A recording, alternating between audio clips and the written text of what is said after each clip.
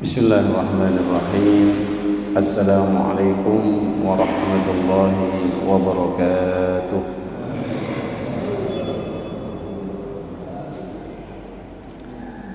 Innal hamdalillah nahmaduhu wa nasta'inuhu wa nastaghfiruh wa na'udzu billahi min shururi anfusina wa min sayyiati a'malina.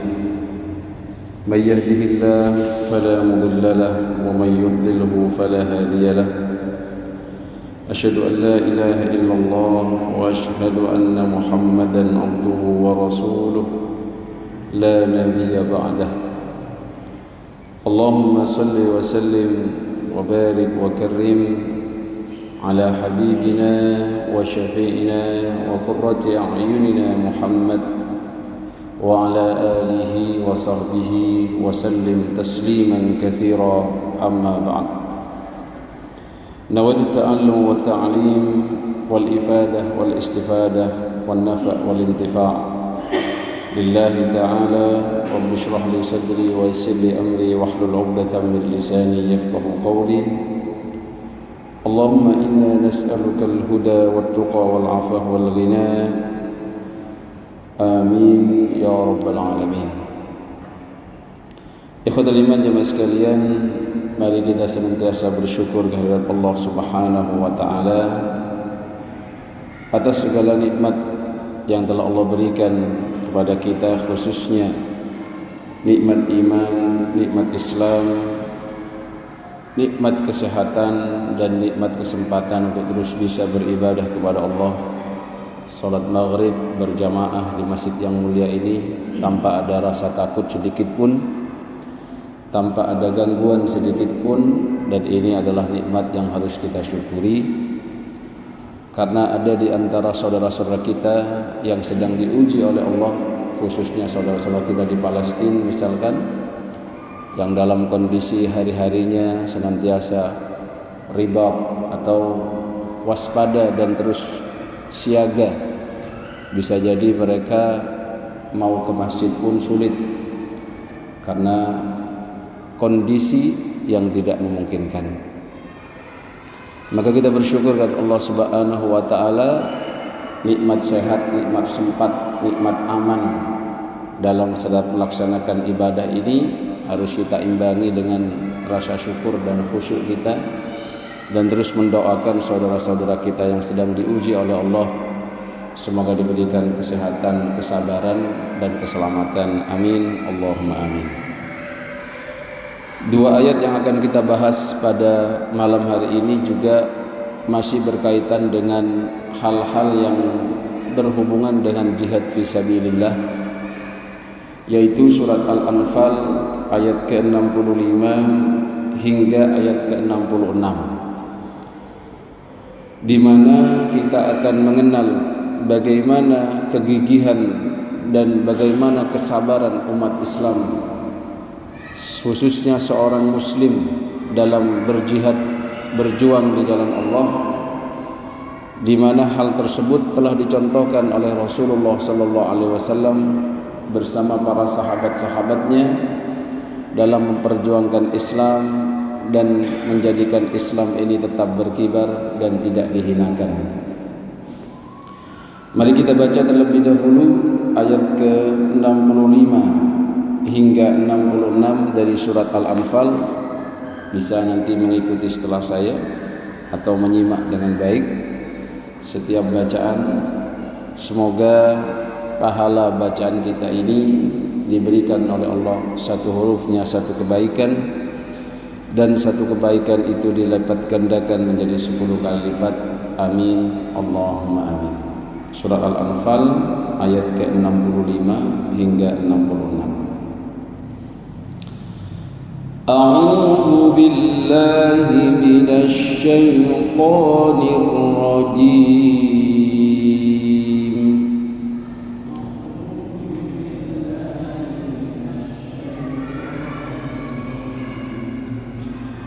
Bismillahirrahmanirrahim.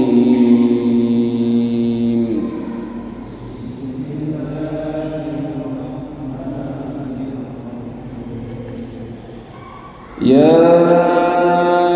أيها النبي حرض المؤمنين على القتال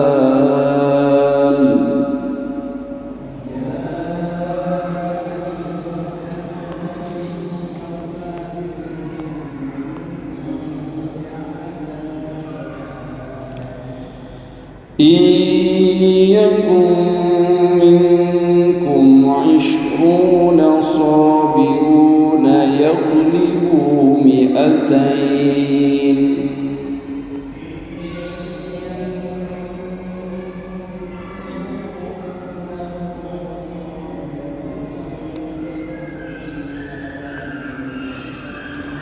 وإن يكن منكم 100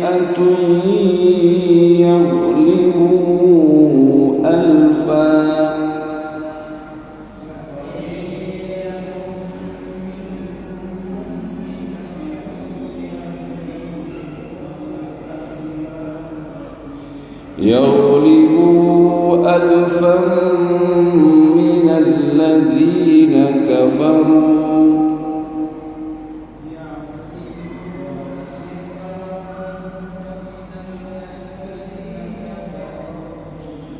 من الذين كفروا بأنهم قوم لا يفقهون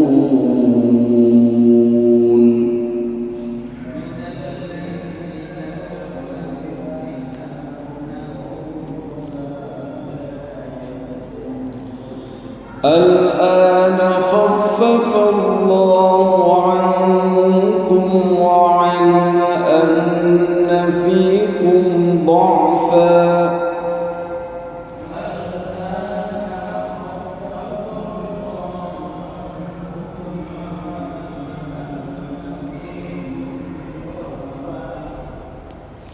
فإن يكن منكم 100 صابرة يغلبوا 200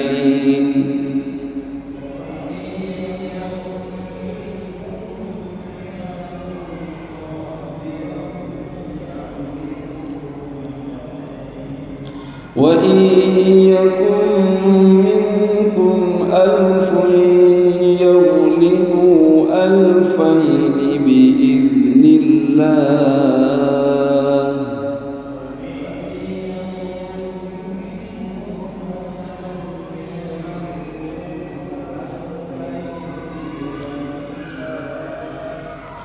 والله مع الصابرين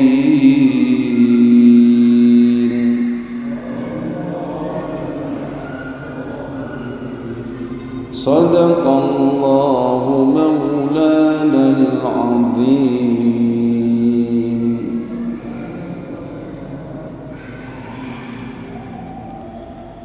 Ikhwatal iman jemaah sekalian, Allah Subhanahu wa taala berfirman, ya ayyuhan nabi, wahai nabi, hasbukallah.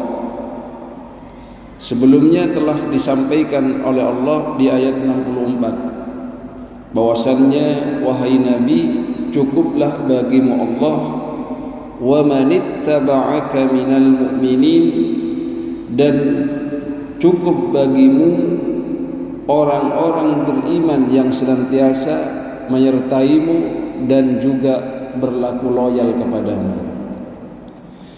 Maka dalam setiap perjuangan terkadang butuh kondisi-kondisi yang menyebabkan dia ini harus turun di medan perang. Sehingga Nabi pun terkadang beliau turun memimpin langsung peperangan, dan itu membutuhkan sosok yang berani dan juga kelompok atau pasukan yang juga berani. Allah Subhanahu wa taala secara khusus memanggil kepada Nabi selaku pimpinan, selaku panglima perang, selaku Rasulullah sallallahu alaihi wasallam. Ya ayyuhan nabi, wahai nabi. harridil mu'minina 'alal qital, kobarkanlah semangat kepada orang-orang beriman ini untuk berperang, khususnya sudah ada di dalam medan peperangan. Di mana ikhwatal iman jemaah sekalian, iyyakum minkum 'ishrun, jikalau ada di antara kalian 20 orang pasukan sabiruna yang mereka bisa bersabar karena Allah dalam menjalani peperangan itu, yaglibu mi'atain, maka mereka akan mengalahkan 200 orang musuh. Jadi di sini 20 dengan mengalahkan 200 berarti bandingnya 10.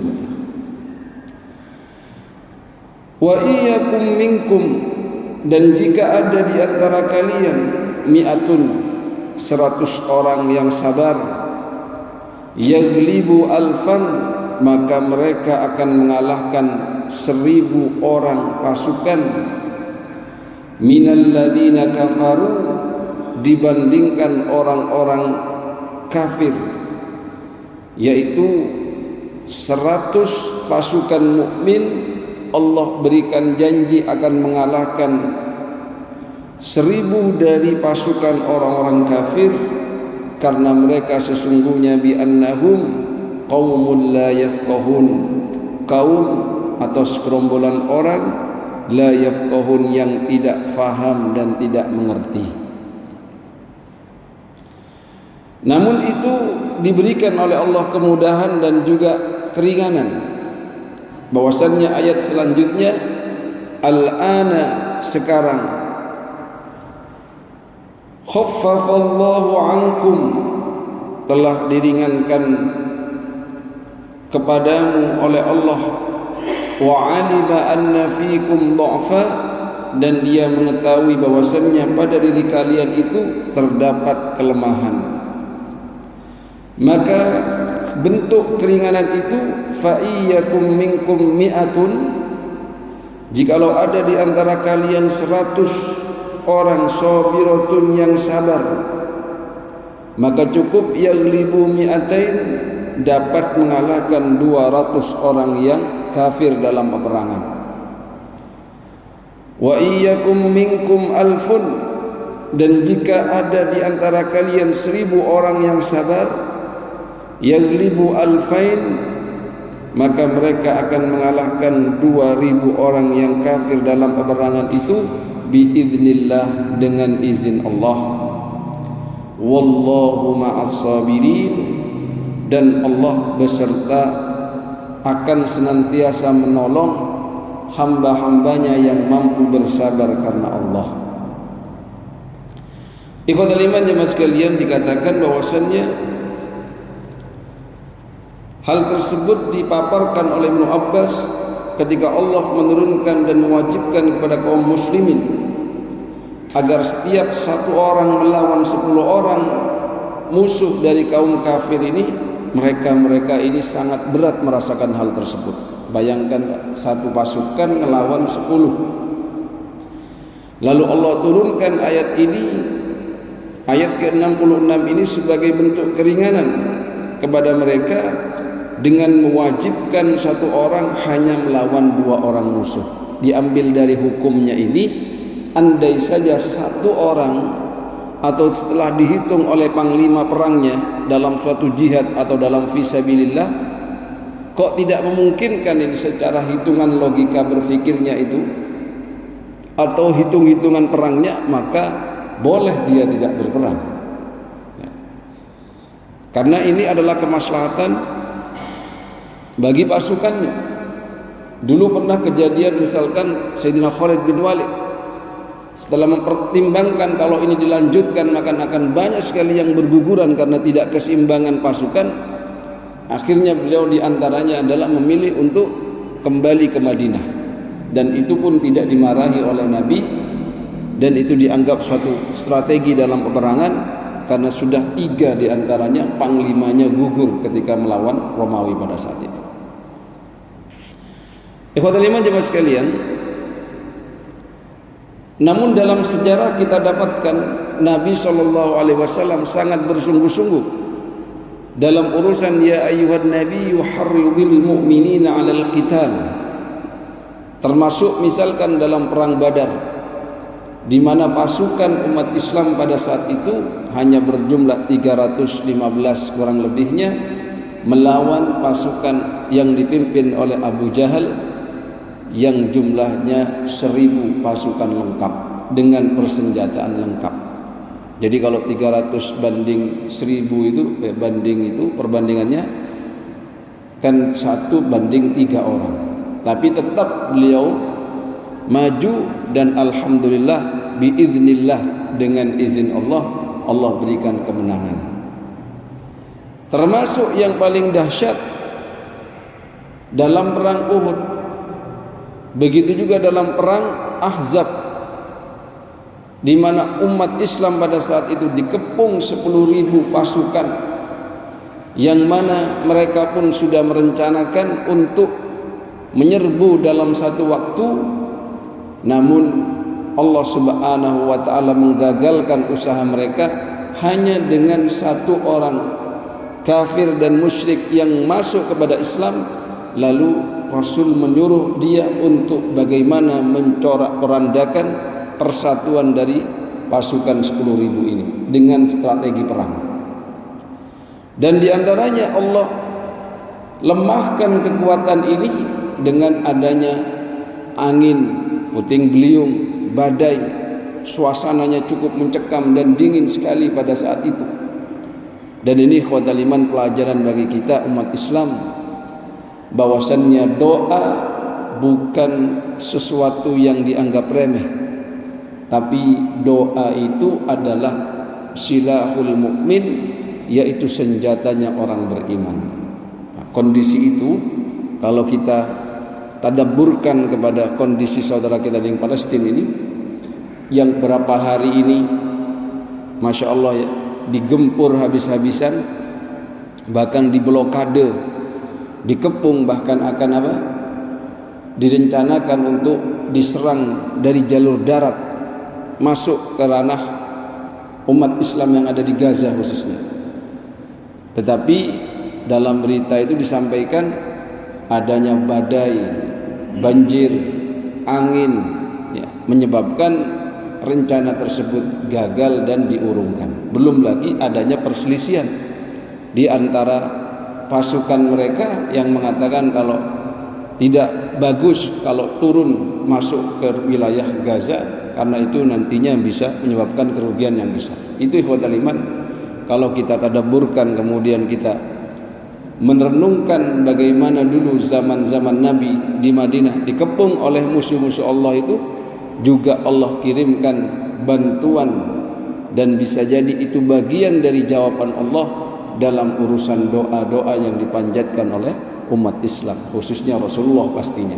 Maka kita ikhwatal iman, sebagai bentuk rasa cinta kita kepada saudara-saudara kita seiman, khususnya mereka yang sedang di sana di Palestina sana, diuji oleh Allah dengan orang-orang yang kufur kepada Allah, kemudian menyakiti kepada umat Islam, maka bentuk cinta kita adalah mendoakan kesembuhan, keselamatan, mendoakan kesabaran bagi saudara-saudara kita.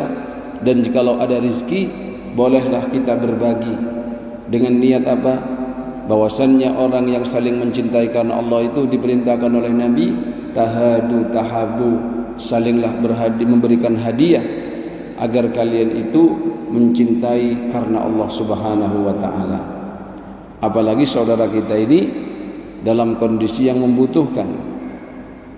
Nanti kalau ada pertanyaan gimana nanti sampai atau tidak, jangan-jangan ditelikung orang dan lain sebagainya, ya kita yang penting usaha maksimal. Urusan di tengah jalan ditelikung orang itu urusan dia dengan Allah. Yang penting kita ini memiliki rasa cinta kepada mereka, karena Nabi SAW menyampaikan bahwasannya perumpamaan orang beriman dengan orang yang beriman satu itu kalbunyan yashuddu ba'duhu ba'dan, sebagaimana bangunan yang saling menguatkan antara satu dan yang lainnya. Bahkan perumpamaan lain adalah sebagaimana anggota tubuh yang tatkala satu di antaranya sakit, yang lain merasakan demamnya. Kita khawatir kalau kita tidak care dengan saudara-saudara kita ini, kita tidak diakui sebagai umat Muhammad. Laisa minna man lam yahtam bi umuril muslimin. Tidak diakui sebagai orang-orang yang memiliki awareness kepada umat Islam juga. Maka jikalau ada ayat-ayat jihad, ayat-ayat fisabilillah, mungkin saja kondisi kita tidak bisa melakukan di sini sesuai dengan haridil mu'minin al-qital, tetapi dalam kondisi umat Islam di tempat-tempat tertentu, maka ayat-ayat ini sangat bisa dilakukan atau sangat bisa diaplikasikan. Ikhwatul iman jemaah sekalian, apa bentuk semangat yang dikobarkan oleh Rasulullah sallallahu alaihi wasallam dalam peperangan? Khususnya ketika beliau dalam perang Badar. Beliau memberikan semangat, di antaranya beliau menyampaikan kepada para sahabatnya di Yaum Badar pada saat itu ketika sudah berhadapan-hadapan dengan orang-orang musyrik dengan jumlah yang cukup banyak, dengan jumlah yang mungkin secara logika itu pasti kalah, 300 lawan 1000. Beliau mengatakan qumu ilal jannati arduhas samawat wal ard, di mana dalam ayat lain disebutkan wasari'u ila maghfiratin min wasari'u ila maghfiratin wasari'u ila jannah, ya kan begitu ya dalam surah Al-Imran itu, wasari'u ila maghfiratin min rabbikum wa jannatin arduhas samawati wal ard. Diperintahkan oleh Allah untuk kita bersegera menuju surga dan maghfirahnya Allah. Itu bagian dari motivasi. Kalau Nabi ketika memotivasi para pasukannya ketika perang Badar, beliau mengatakan umu ilal jannati arduhas samawati wal ard. Silakan berjuanglah kalian, bersegeralah kalian menuju surganya Allah yang luasnya sebagaimana langit dan bumi. Kemudian ada sahabat pada saat itu Pak menimpali bahwasannya cukup mudah bagi dia, di antaranya sahabat Umar namanya. Ketika bertanya faqala ketika itu, apakah benar ya Rasulullah luasnya itu arduhas samawati wal ard? Faqala Rasulullah sallallahu alaihi wasallam, "Na'am."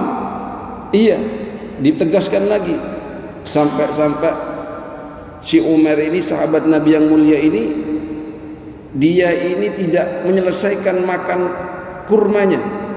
Ada salah sahabat ini ketika mengetahui keutamaannya kalau gugur di medan perang langsung masuk surga, syahid di jalan Allah, dia pun melemparkan sebagian makanan kurma yang sedang dikunyahnya.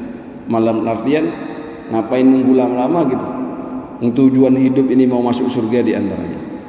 Kalau sudah Nabi mengatakan qumu ilal jannati arduhas samawati wal ard, ketika dia bisa gugur di dalam medan perangan itu dengan niat karena Allah Subhanahu wa taala, maka dia akan mendapatkan janji itu. Maka dia pun bergegas, tidak nunggu lama, Pak.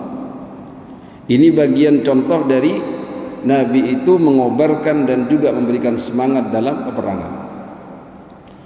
Belum lagi kalau dalam hal kita belajar sirah dalam perang-perang yang lain.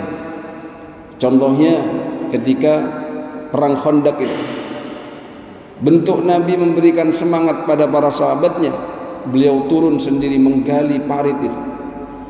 Kemudian beliau ini ketika diberikan informasi bahwasanya ada batu besar yang tidak bisa dihancurkan, maka beliau yang turun, kemudian beliau yang hancurkan batu itu, bahkan memberikan statement la tuftahannar Rum, kelak kalian akan membuka Romawi, mengalahkan Romawi, bahkan Kisra dan lain sebagainya. Orang munafik pada saat itu Pak, dalam hatinya dia bilang Muhammad sudah gila. Ini masa-masa genting, mau buang hajat ke gurun pasir saja bisa mati kita. dipanah sama orang-orang kafir yang mengepung itu, kok masih menjanjikan akan membuka Romawi. Ini ikhwatal iman, kalau orang tidak bisa beriman bahwasanya apa yang disampaikan Nabi itu hak, maka dia akan meremehkan apa yang disampaikan Nabi. Terbukti setelah itu Romawi ditaklukkan, Kisra pun ditaklukkan oleh Islam. Maka ya ayyuhan nabiyyu harridil mu'minina 'alal qital iyyakum minkum 20 sabiruna yaghlibu mi'atain wa iyyakum minkum mi'atun yaghlibu alfan minal ladzina kafaru bi annahum qaumun la yafqahun.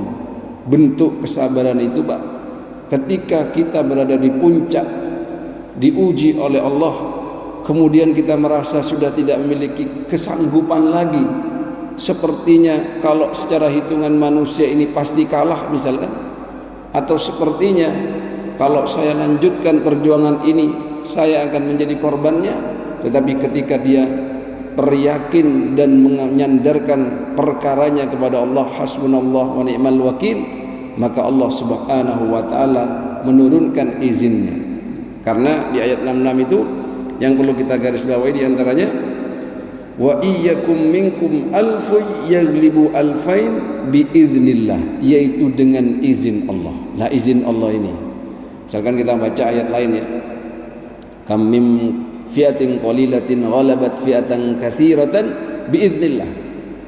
Betapa banyak pasukan yang sedikit kemudian dalam peperangan menghadapi pasukan yang lebih banyak itu, khususnya peperangan-peperangan yang dihadapi oleh kaum muslimin dalam setiap perjuangan fisabilillah, ternyata Allah berikan kemenangan dengan izin Allah. Pernah suatu saat pasukan umat Islam ini mengepung benteng musuh tapi tidak terbuka sama sekali, belum sukses sama sekali. Akhirnya oleh sahabat Umar bin Khattab sebagai khalifah, sebagai pemimpinnya, dicek kesunahan apa, hal-hal apa yang dilanggar, atau bahkan mungkin ada hal-hal yang dilanggar oleh pasukan ini.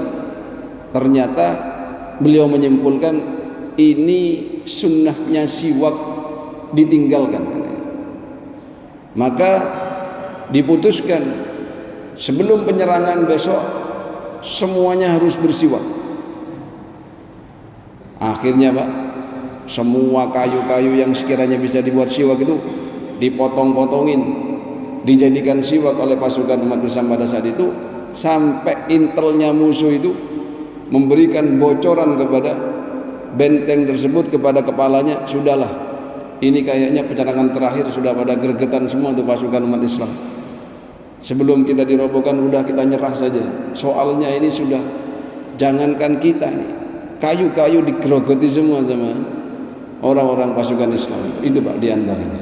Dan dari situlah Allah berikan izinnya untuk kemenangan. Dan banyak hal tersebut kita dapatkan dalam sirah-sirah. Salah satunya, Pak, misalkan pembebasan Romawi, Konstantinopel. Bagaimana setelah mendapatkan ujian-ujian yang luar biasa sampai hampir putus asa, akhirnya ditenangkan oleh para ulamanya, nasihat-nasihatnya diberikan, termasuk sahabat Nabi yang meninggal dunia dan ingin dikubur di sebagian benteng Romawi itu dekat dengan hal tersebut. Kemudian apa? Diajak semuanya sholat tahajud, kemudian sholat jamaah luar biasa. Dari situ, Pak, kemenangan umat Islam itu. Maka ikhwatul iman, kalau kita melihat perjuangan saudara kita di Palestina misalkan, kadang kan cibiran-cibirannya negatif. Udah tahu sedikit kok mau ngelawan pasukan yang banyaknya seperti itu, termasuk dibantu oleh misalkan pasukan yang jumlahnya 300.000 atau sekian banyaknya pasukan yang yang dia datangkan dari sekutu-sekutunya. Alhamdulillah, walaupun ya saat ini mereka tidak berani menyerang. Kenapa? Ya karena pertolongan Allah. Salah satunya digerakkan hati orang-orang yang memiliki pengaruh itu, Pak. Di antaranya misalkan ya negara-negara yang ada di sekitarnya, umat Islam yang ada di sekitarnya, termasuk misalkan dari negara-negara sekitar yang juga beragama Islam, yang mana kalau sebelumnya misalkan dari Amerika atau dari mana mengatakan saya Yahudi, saya akan membela saudara saya di sana, gitu ya. Maka ada juga yang mengatakan saya adalah Muslim, walaupun bangsa saya bukan Palestina, tapi saya juga akan membela saudara saya yang Muslim. Nah, ini kan luar biasa Pak, pertolongan Allah itu. Mungkin jumlah di Gaza itu tidak banyak sebanyak pasukan yang akan menyerbu, tapi dari luar juga Allah berikan itu. Misalkan yang Turki mengatakan, yang pemimpinnya, saya Muslim dan saya akan membela saudara-saudara saya yang Muslim di Palestina, walaupun saya bukan orang Palestina. Belum lagi yang persatuan-persatuan yang dulunya mungkin tidak sevisi misi, tetapi dalam umat Islam itu ketika dalam hukum jihad itu, kalau musuh sudah masuk dalam negerinya maka wajib hukumnya berjihad. Kita bersyukur Pak, di sini tidak ada ujian seperti itu dan kita sudah melewati itu oleh para pahlawan kita yang gugur pada saat datangnya kembali misalkan Portugis, Belanda yang akan kembali menjajah kepada Islam dan Indonesia khususnya ya. Ikhwatul iman jamaah sekalian, lalu apa yang bisa kita ambil dari dua ayat ini kalau kita tadabburi secara mendalam, khususnya dalam konteks kita pada saat ini, di mana kita ini berada dalam zaman-zaman yang sudah mendekati zaman akhir. Di antaranya adalah bagaimana kita memaknai wallahu ma'as sabirin. Kesabaran yang kita lakukan itu harus bersumber karena Allah, sehingga ada ketentuan bahwasannya ketika Allah berfirman innama yuwaffas sabiruna ajrahum bighairi hisab, bahwasannya Allah akan memberikan pahala orang sabar itu dengan tanpa hitung-hitungan. Sebagaimana kita berpuasa itu hitungan-hitungan pahalanya terserah kepada Allah sesuai dengan kualitas puasa kita, termasuk kesabaran kita dalam menjalani semua perintah-perintah Allah, menjauhi larangannya. Kemudian para saudara-saudara kita yang berjihad fisabilillah, yang hidupnya hanya memikirkan bagaimana Baitul Maqdis ini tetap jaya, Baitul Maqdis ini tetap bisa digunakan untuk sholat dan seterusnya. Maka niat pertama dalam sabar itu adalah lillah. Tidak boleh untuk kepentingan negerinya, untuk kepentingan pribadinya, untuk kepentingan golongannya atau apapun, harus lillah. Kemudian yang kedua adalah terus berusaha sampai titik darah penghabisan, dalam artian usahanya itu maksimal. Tidak dikatakan orang sabar hanya diuji sekali kemudian putus asa, karena dikatakan dalam ayat yang lain orang yang putus asa itu ya, akan jauh dari Allah. Dalam artian apa? Tidaklah berputus asa dari rahmat Allah kecuali orang-orang yang durhaka atau orang-orang yang tidak beriman kepada Allah Subhanahu wa ta'ala. Kemudian juga dalam menjalani ujian itu, orang yang sabar itu adalah tidak mudah mengeluh, kecuali mengeluhnya bermunajat, menyampaikan keluh kesahnya kepada Allah Subhanahu wa ta'ala. Mungkin itu Pak yang bisa saya sampaikan. Monggo, mungkin ada yang ingin menambahkan. Biasanya wonten biasanya. Monggo. Tak hadir. Monggo.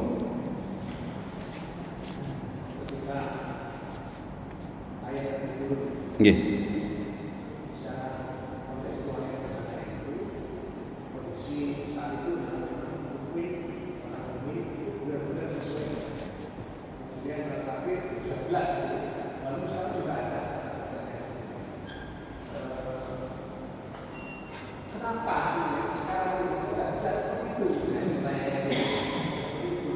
Maksudnya kenapa nggak bisa menang gitu Pak?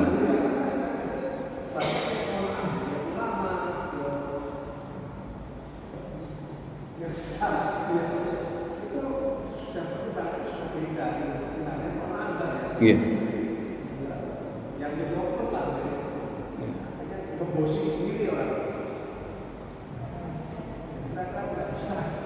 Iya, betul. Kalau saya tetap optimis ya. Jadi ikhwatul iman, memang butuh proses katanya. Makanya pernah kita ini begini. Ya pernah saya ketemu Ustadz begitu. Tapi Ustadz ini positif. Katanya begini, Ustadz, kalau hitung-hitungan nih, kita dakwah sama yang ngerusak itu lebih banyak yang ngerusak. Hitung-hitungannya itu mesti kalah.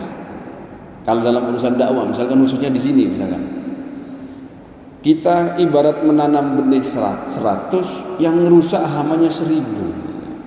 Ini sebanyak kalahnya. Cuman gimana lagi? Kalau kita nggak turun juga, ya tambah cepat kalahnya. Sama Pak, kita hargai itu perjuangan Al-Qassam misalkan, perjuangannya para mujahidin dan lain sebagainya. Contohnya gimana Pak sekarang Taliban lah Pak. Bagaimana kesabaran mereka itu bertahun-tahun, akhirnya sekarang pun beliau menang, mereka itu akhirnya dapat ghanimah dan lain sebagainya, kemudian berdaulat di negerinya sendiri. Ya kita tetap harus yakin bahwasanya suatu saat pasti itu kemenangan itu pasti. Namun begini, sebagaimana pernyataan Islam itu mulia dan sampai kapanpun itu mulia Islam itu. Tetapi maukah kita itu menjadi bagian dari kemuliaan itu? Begitu. Sama dengan hal tersebut, kemenangan itu kalau kita kaitkan dengan hal-hal yang bersifat motivasi, bahwasanya Allah misalkan tidak akan merubah nasib suatu kaum tanpa dia merubah dengan tangannya sendiri, maka di sini kita harus yakin. Makanya kalau kita lihat sekarang, hitung-hitungan Hamas itu pasti banyak kalahnya lah kalau perang itu. Tapi kalau kita lihat geopolitiknya internasional, ketika misalkan Turki mengatakan, Erdogan yang mengatakan saya Muslim, kalau kamu mengatakan saya Yahudi, saya akan bantu saudara-saudara Yahudi. Saya juga bukan orang Palestina, tapi saya Muslim dan saya akan membantu saudara-saudara yang Muslim. Kemudian Belarus bantu juga. Kemudian yang dari mana? Irak, Iran, banyak itu. Termasuk Yaman katanya mau bantu, walaupun mungkin beda lah backgroundnya, sana Syiah, kemudian di sini Sunni. Tapi kalau sudah bersatu, wa'tasimu bihablillah itu berat itu, kuat itu nanti. Dan buktinya sampai sekarang kan belum berani turun. Kenapa? Mikir juga dia. Ketika umat Islam itu pemimpinnya saja sudah connect semua. Bahkan katanya, andai umat Islam itu bisa bersatu, pemimpinnya bisa makan bareng saja, itu sudah mereka takut. Ya, masalahnya kita kadang masalah qunut aja nggak selesai, ya kan? Masalah zikir ya nggak beres-beres gitu Pak. Yang satu katanya syirik, yang satunya ruwet ini. Mereka sudah bikin nuklir, kita masih debat qunut. Sampai kapan itu? Itu yang nggak bikin maju itu.